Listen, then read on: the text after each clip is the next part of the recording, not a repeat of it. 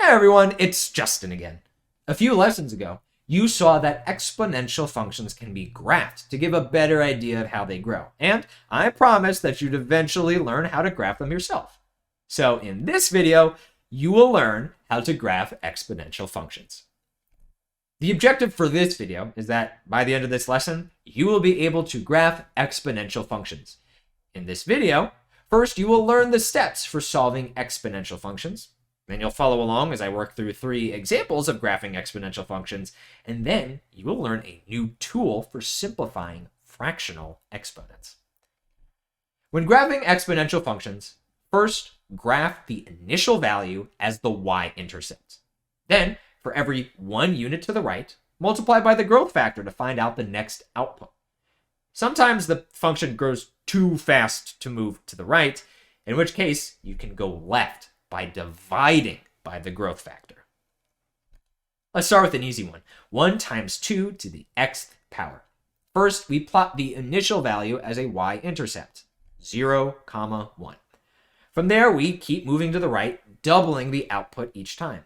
1 times 2 is 2, times 2 is 4, times 2 is 8. The next output would be 16, but that's outside our graph window. Even though we can't go further to the right, we could still go to the left by dividing by the growth factor. 1 divided by 2 is 1/2. Divided by 2 is 1/4. Divided by 2 is 1/8, on and on. So the graph of this function will look like this, curving through all of those points and continuing off the graph. Let's try a harder one now. 16 times 1.25 to the xth power. First off, do you remember how to interpret this? This describes a scenario where the value starts at 16 and then grows by 25% every time x increases by 1. So to graph it, we basically just do what we just said. Start at 16 for the y-intercept, then multiply by 1.25 every time we go to the right 1 unit. You might need a calculator for this part, especially when it comes to percentage growth factors. Times 1.25, times 1.25, times 1.25 until we are about to go off the graph. To go to the left, we divide by 1.25. Divide again, and again, and again.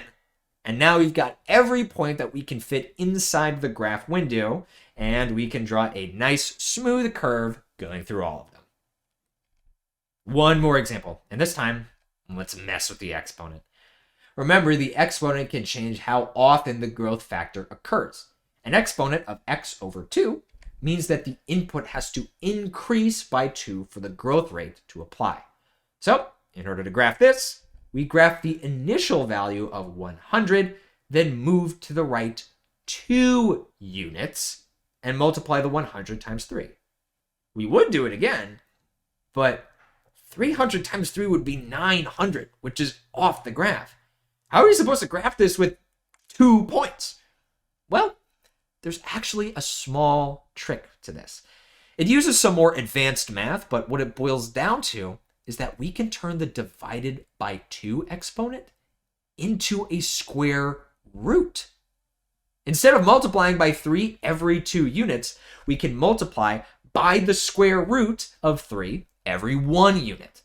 So if we back up to our original value, initial value, and multiply it by the square root of 3, that's about 1.7, we get this point. Times square root of 3 gives us that point we already had, times square root of 3 again, and now we'll be off the graph. Similarly, instead of dividing by 3 every 2 units to the left, we can divide by the square root of 3 every 1 unit. Again, and again, and again, until we run off the graph. And, as usual, the final step is to draw the curve through all of those points, making the all too familiar shape of an exponential function. In that last problem, we used a new trick to rewrite the function, so let's talk about that a bit more.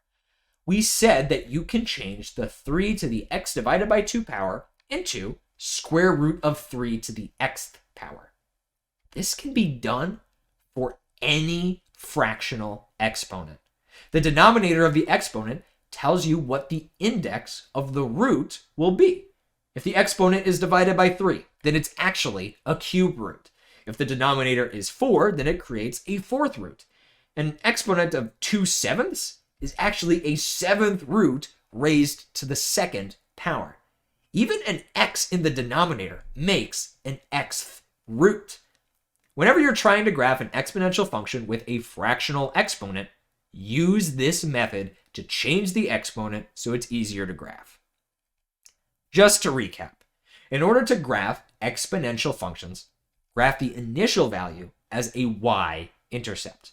If necessary, convert fractional exponents into roots. Then, for each unit to the right, multiply by the growth factor, and for each unit to the left, divide by the growth factor. In the next video, we're going to graph both linear and exponential functions to compare how fast they grow. See you then.